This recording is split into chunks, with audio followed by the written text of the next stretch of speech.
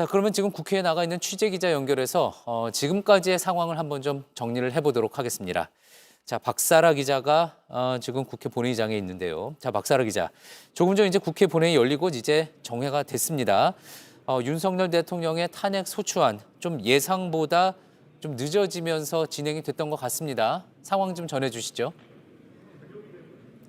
네, 일단 더불어민주당 등 야당은 전날 발의한 윤석열 대통령 탄핵소추안을 조금 전 국회 본회의에 보고했습니다. 야당이 자정을 넘긴 이후에 보고한 이유는 국회법에 따라 본회의에 탄핵안이 보고되면 24시간 이후부터 72시간 이내에 표결이 이루어져야 하기 때문인데요. 그만큼 이번 주를 넘기지 않고 최대한 빨리 탄핵안을 처리하겠다는 의도입니다. 그리고 우원식 의장이 이제 왜 조금 늦게 들어왔냐 하고 제가 민주당 지도부 에 물어봤더니 아마 이제 의장의 동선을 보안상 어떤 위험이나 이런 게 있을 수 있기 때문에 뭐 그런 문제가 있었던 것 같다, 추정된다고 말을 했습니다. 예. 자, 여기서는 화면상으로 봤을 때 국회 본회의장에 국민의힘 여당 의원들은 한 명도 참석을 하지 않은 것으로 제가 화면상으로는 그렇게 보였는데 현장에서 봤을 때 어땠습니까? 본회의에 실제로 국민의힘 의원들은 참석을 하지 않았습니까?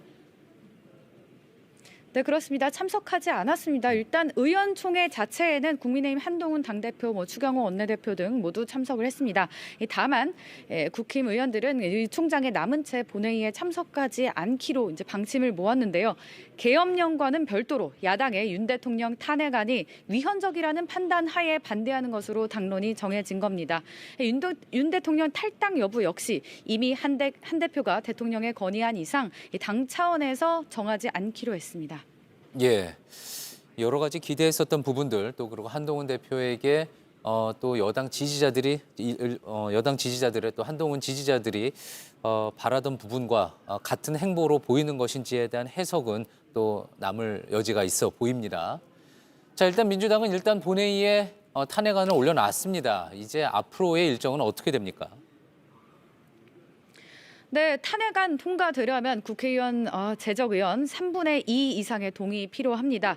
국회의원의 국민의힘에서 최소 8명 이상의 이탈표가 나와야 하는데요. 민주당도 조금 전 10시 50분부터 의원총회 열었고요. 조금 전 강유정 원내대변인이 브리핑을 했습니다. 그러니까 24시간 뒤에 가능해지는 표결 시기는요, 당 지도부에게 위임하기로 했습니다. 그리고 가결이 되면 헌재의 탄핵 심판을 기다리겠지만 부결이 되더라도 탄핵안을 다시 올리겠다고 했습니다. 또 한동훈 대표 등 국민의힘 의원 등을 향해서는 공개적으로 정말 대통령직을 유지하는 게 국민을 위해 좋은지 용감하게 결단해달라고 호소하기도 했습니다.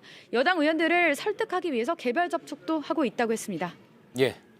자, 마지막으로요. 이미 사의를 표명한 김영현 국방부 장관의 탄핵안도 본회의에 보고가 됐습니까? 네, 그러니까 민주당은 보고하는 걸로 방침을 정했습니다. 왜냐하면 김 장관이 사의를 표명을 했지만 아직 대통령실에서 수리 여부를 정확하게 발표하지 않았기 때문에 기존 절차대로 본회의에 보고한다는 겁니다. 다만 이상민 행정안전부 장관을 비롯해 추가 탄핵안을 발의할지 여부는 검토해 봐야 한다고 했습니다. 네, 지금까지 국회에서 JTBC 박사라입니다.